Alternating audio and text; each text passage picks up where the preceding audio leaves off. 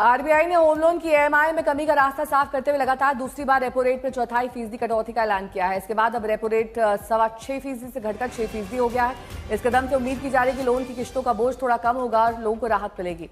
इस बार reserve bank ने अपनी पॉलिसी रुख को न्यूट्रल से अकोमोडेटिव यानी नरम किया है। उसका मतलब यह है कि आगे भी ब्याज दरों में कटौती की संभावना बनी रहेगी। हालांकि आरबीआई गवर्नर ने साफ किया कि अंतर्राष्ट्रीय बाजार में बढ़ती अनिश्चितता का असर भारत के एक्सपोर्ट पर पड़ सकता है। खासकर अमेरिका के टैरिफ बढ़ने का असर भारतीय करेंसी और व्यापार दोनों पर पड़ेगा।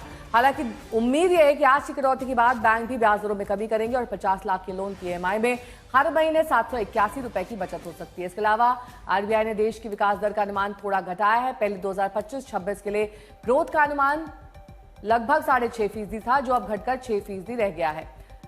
राहत की बात यह है कि रिटेल महंगाई दर का अनुमान भी 4.2% से घटकर 4% तक कर दिया गया है। After a detailed assessment of the evolving macroeconomic and financial conditions and outlook, the MPC voted unanimously to reduce the policy repo rate by 25 basis points to 6% with immediate effect.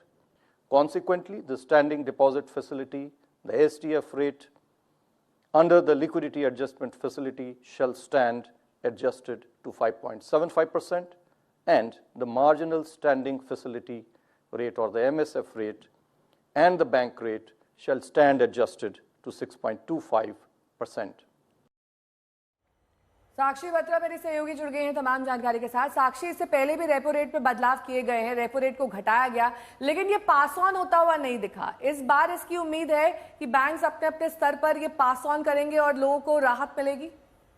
Neha, आपने सही कहा है कि फरवरी में भी हमने 25 बेसिस पॉइंट्स का एक रिडक्शन देखा था। ये पहली बार था जब 5 साल के बाद हमने रेट्स कट होते हुए देखे थे और उम्मीद यही थी कि बैंक्स भी इसके ऊपर जल्द असर करेंगे।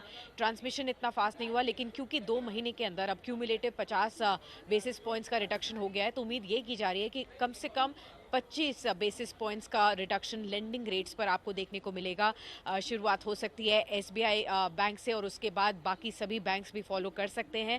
कितना जल्द ये ट्रांसमिशन होगा और हर टेन्योर पर होगा और किन किन लोन्स के ऊपर होगा, ये भी हमें आने वाले वक्त में पता चलेगा। होम लोन्स में, ऑटो लोन्स पर सबसे ज़्यादा असर इसका देखने को मिल सकता है, तो राहत की खबर डेफिनेटली आ सकती है। आगे आने वाले 1-2 महीनों में अगर जो हमारे व्यूअर्स हैं वो लोन लेने की सोच रहे हैं तो रुक जाएं, क्योंकि अभी भी रेट कट्स हो रहे हैं और उनको एक बेहतर रेट्स मिलने की उम्मीद हो सकती है। बैंकों से कम ब्याज पर उनको अब रेट्स मिल सकते हैं। अब दूसरी चीज़ ये है कि साथ ही साथ डिपॉजिट रेट्स पर भी क्या फ़र्क पड़ जाएगा, ये एक जानने वाली चीज़ है, क्योंकि अब तक हम एफडी पर हाईएस्ट रेट्स देख रहे थे। पिछले 4-5 साल से लगातार हम हाईएस्ट एवर इंटरेस्ट रेट्स पर बैठे हुए थे लगातार, क्योंकि रेट्स में कोई बदलाव नहीं हो रहा था।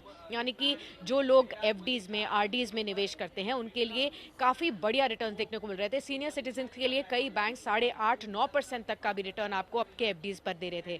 लेकिन क्योंकि यहाँ पर लेंडिंग रेट्स में भी बदलाव होगा, ये उम्मीद की जा रही है कि कहीं डिपॉजिट रेट्स में भी फर्क पड़ेगा।